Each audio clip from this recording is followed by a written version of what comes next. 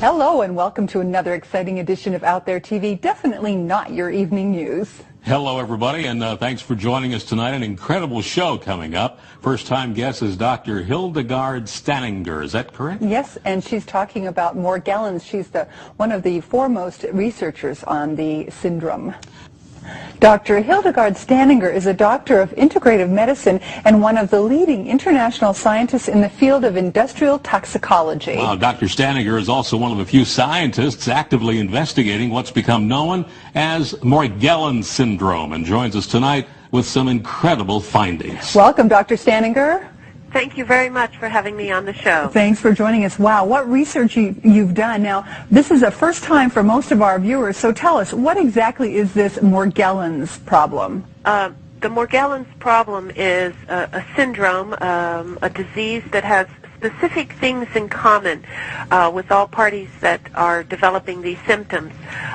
They have fibers that grow out of their body, and these fibers burn at 1,400 degrees or more, and they also have where it's either black, blue, or red, or even white fibers.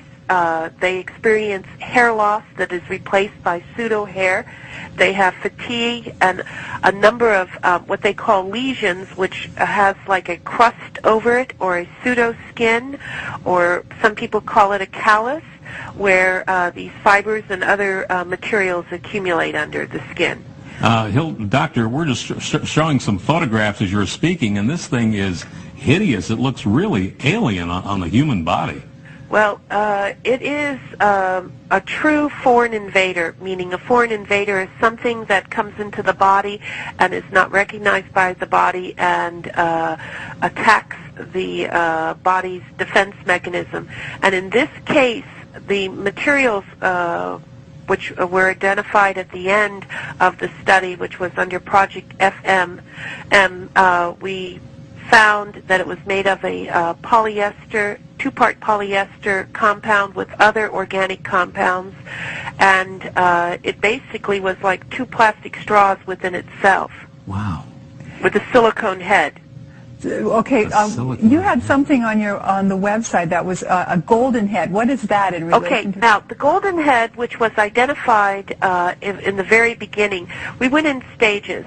Let me just explain what the stages were. The first set of tests that were done, which were using toxicological pathology methods, which were done by a colleague of mine, Dr. Rahim Karju, and myself, and identified what was the physical nature of prepared slides that were sent to us by a person that was diagnosed with Morgellons and also was sent to us by the hospital in New Hampshire. And that showed silicone present and also silica, crystals, okay? Mm-hmm. That was in phase 1. Phase 2 showed high-density polyethylene fiber and other compounds being present. And then phase 3, which was the combination of approximately 24 samples that were sent from around the world, and also the comparison to a chemtrail sample that was sent to us from Texas. Wow. And two of my patients and Dr. Spencer's patients that had Morgellons, and that showed that it matched to the chemtrail sample that was in Texas versus these other two people. One lived in Signal Hill and the other one lived in Long Beach. So we're showing something that we learned from the website. These are fibers that came from a chemtrail sample. Now, how did that come to you? What did it look like when you saw it just with the naked eye? Well, what it looked like was just like cotton candy, mm-hmm. like just white cotton candy in a bag, and then also a twig was attached. Because the person who took the sample saw it falling from the sky and was able to gather it and date it when they gathered it and put it into proper Ziploc bags. And then you had a patient, Lily, and we're showing something that showed on the website was a fiber from, I believe, her skin. And so the composition that we saw in that previous slide from the chemtrail is the same composition as this then? Yes. except it goes in stages. You'll see chemical analysis, which was done by scanning electron microscope, techniques which were done by Lambda Labs and MIT at Woodhull, through our other lab, Applied Consumer Services.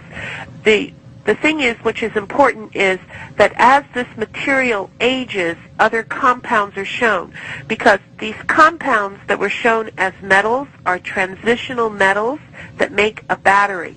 Thus, the compounds use the cells to make its own battery, where they have a silicone or a gel in between the cells that allow it to be like suffocated or held within. Each one of the patients that Dr. Spencer and I have seen, that if they take a hair, which we thought was real hair versus pseudo hair, where it doesn't have a core in it, because human hair has a core in it, they can put their finger next to it without even touching it, just like, say, maybe 2 or 3 millimeters away from the hair, and the hair will start spinning, meaning there's some kind of charge within their own body. Whoa. And we have measured, we had a company that brought over a new machine, the ESC from Korea, and we did urine samples, and conductivity is very high in a human being if it's near 1. When they use a product called Excelospheres that's manufactured by Dearborn Technologies, they can get as high as a 3 conductivity, which is extremely high. Okay? Doctor, this is like, we need to take a commercial break. This is like something out of a 50s science fiction movie. Truly. Our guest is Dr. Hildegard Staninger, talking about Morgellons and chemtrails. We'll be right back.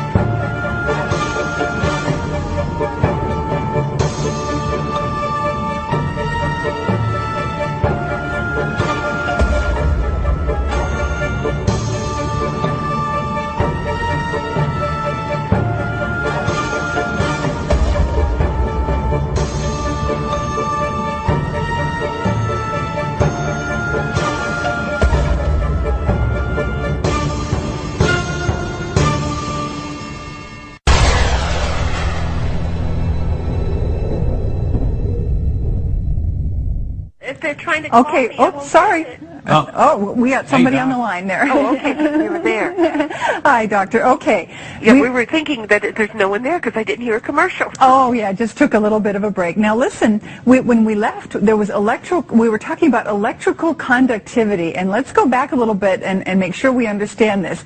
Right. These fibers, they are somehow electrically charged? No. They come in nanoparticles. We didn't even go there yet. Oh, okay. And those particles make up what they call an array, meaning they go in a straight line and they connect. Mm-hmm. And you can see them on the early pictures, which were on like the silicone pictures. And they connect and make a fiber.